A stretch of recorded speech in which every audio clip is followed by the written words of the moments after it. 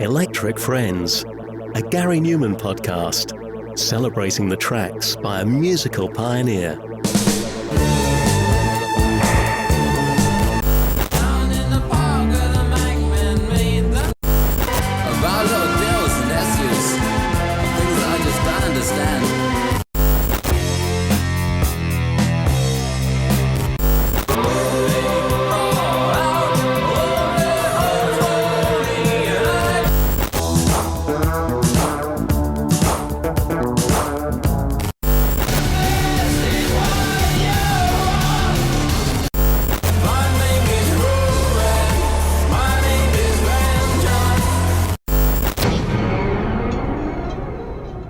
In 1978, Gary Webb had been performing live with his fledgling band Tubeway Army for a couple of years, with mixed success. They had recorded a couple of singles, with Gary taking on the moniker Valerian, but Gary wasn't sure of his focus of the band's punk style and particularly didn't enjoy the live gigs, which often would descend into violence. Aged just 19 or 20 by 1978, Tubeway Army were back in the studio, with Gary now having chosen the name Gary Numan, having found inspiration from an advert in the Yellow Pages for a plumber whose surname was Numan, spelt Neumann. He later said in his book Praying to the Aliens, the name change to Numan was again something that Beggars didn't see the need for, and Steve Webben tried hard to convince me that it just wasn't necessary. I was convinced that the chosen name, when I got it right, would be another vital piece in the big machine. To me, a career is just like a machine. All the pieces have to fit together and work together perfectly, or else the machine will tear itself apart. It's one of the main reasons why I've always been so involved in every aspect of what I do.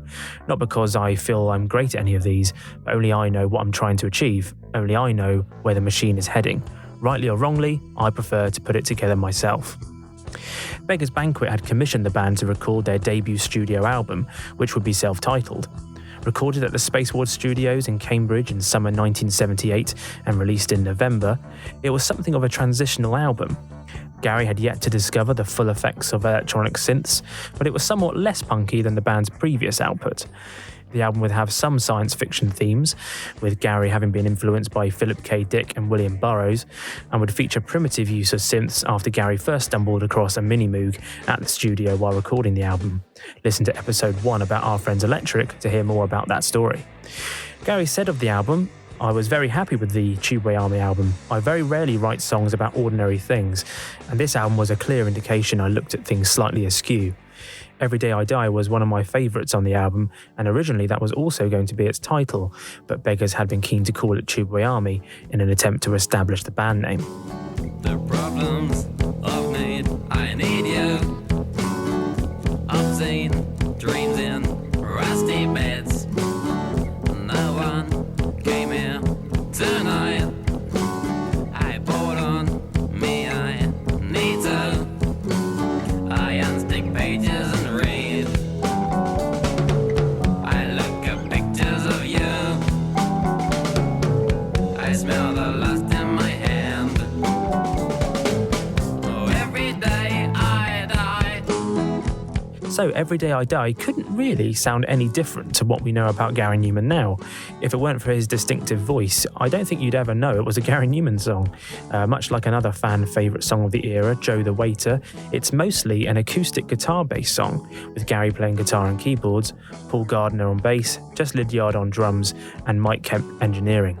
As for what the song is about, well, my innocent 8 or 9-year-old self back in 1995 when I first heard it would have had no idea.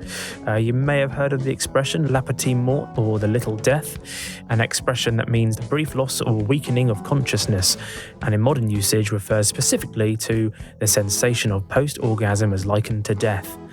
Well, Gary wasn't being perhaps as poetic as that for Every Day I Die, but you get the idea. Yep, it's about masturbation. He said in Praying to the Aliens, Every Day I Die is about masturbating, and it underscores a constant theme in many of my earlier songs of alienation and a retreat from hurt emotion into a cold detachment. I was a young and emotionally oversensitive young man when I wrote these songs, and it was my way of coping, as much as anything else, that encouraged me to write about my lack of feelings and detachment. The truth, of course, was the complete opposite. A favorite trick was to suck me inside. I so very hard, never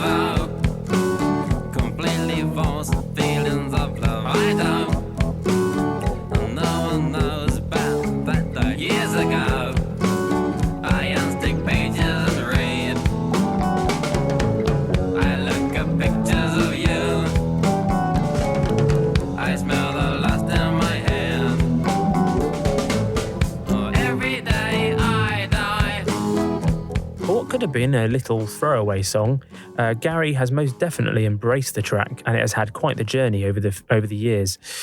It's still performed live to this day by Gary, and there's been various versions of it. It appears on all three of Gary's Living Ornaments albums, 79, 80 and 81. And taking the 80 version from the Teletour, you can hear how Gary changed up the song's style and mood even then. It now sounds much more sinister and perhaps a bit sexy in its own way. It also introduced more synths and gave a whole new dimension to the song. It would remain a live favourite for many tours going forward.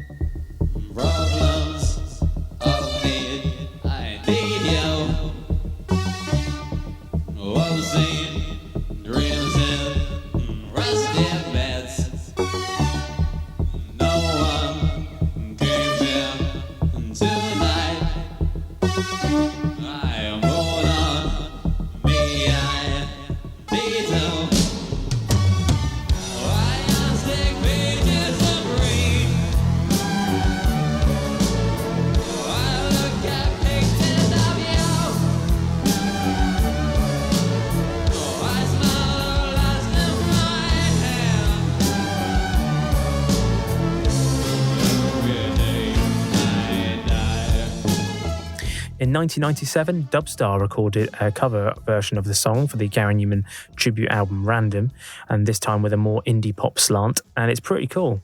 They would later team up with Gary on the song Redirected Mail.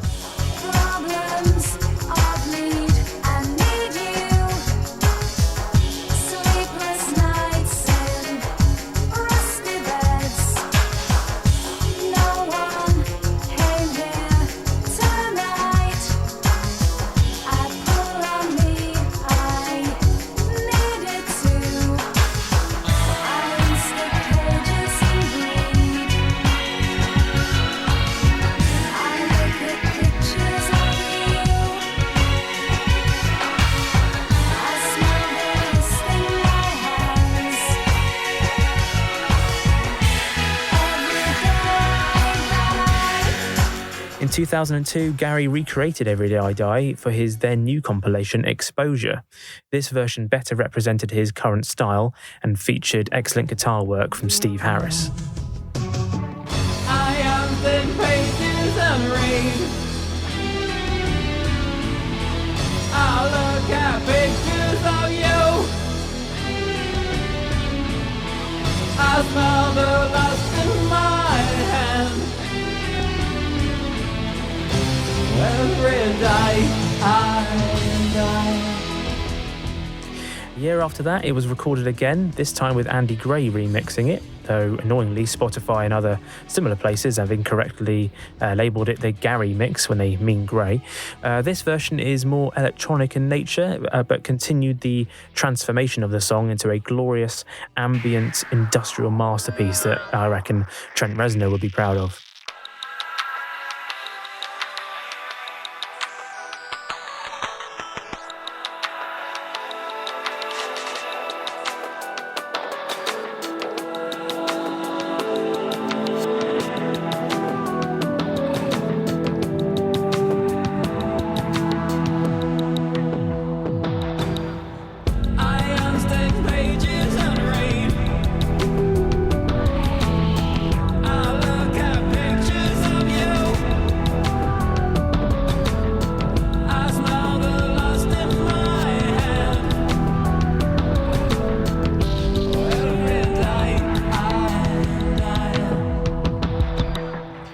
In 2020, Gary recorded an acoustic video of him singing this song for his fans as a treat during the coronavirus pandemic, and it was pretty cool just seeing him with an acoustic guitar.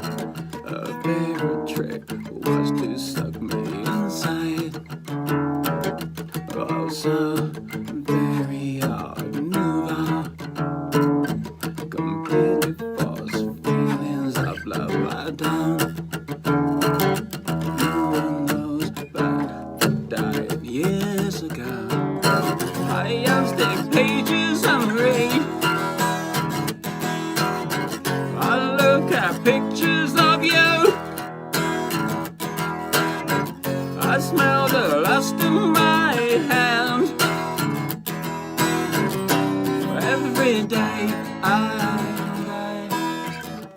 And in 2022, Gary performed it live as part of his Intruder tour, including his brilliant Wembley comeback. Here, his daughter Raven joined him on vocals, which I'm sure a few eyebrows were raised considering the subject matter, but still, it sounded awesome.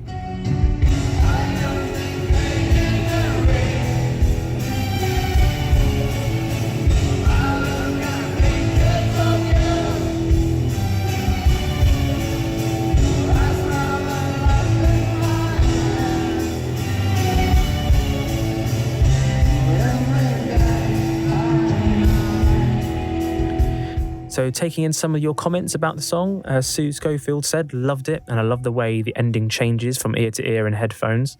Was only about 10 years ago that I was told what it was about. Did not have a clue. Embarrassed to think I used to sing it out loud while listening to it on the record player in the back of my parents' living room. Alice Gray said, I love this song. It's a frank discussion about a very personal, private kind of suffering.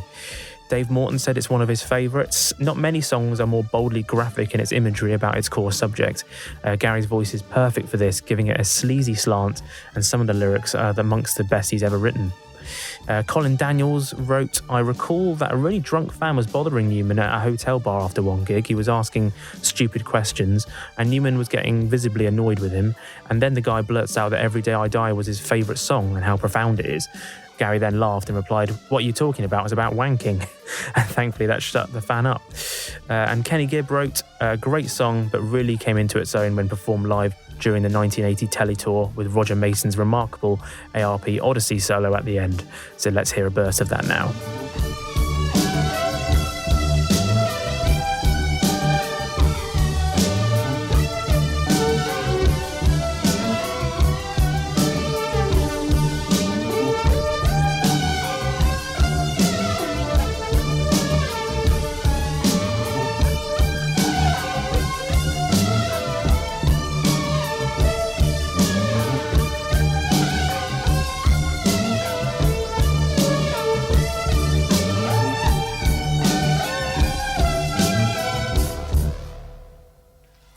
So there we have it, history of perhaps Gary's cheekiest ever song, but one that's most definitely still a fan favourite and has probably changed the most from when we first heard it.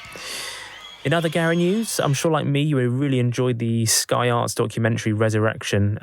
It was a really fantastic journey through Gary's life, history and music. It was great to see more of what he is like as a person alongside his family, as well as what he means to people like Dave Grohl, Trent Reznor, Jean-Michel Jarre and Hans Zimmer.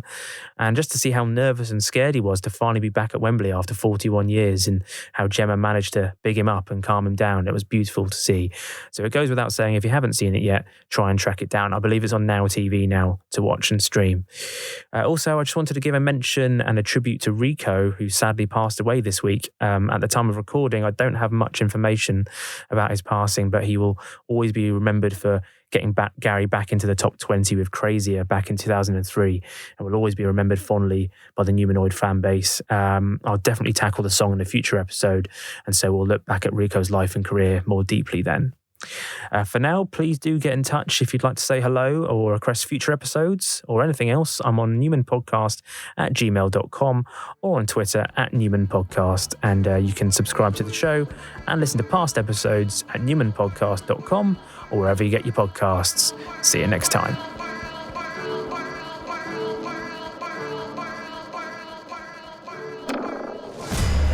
Electric Friends, a Gary Numan podcast celebrating the tracks by a musical pioneer.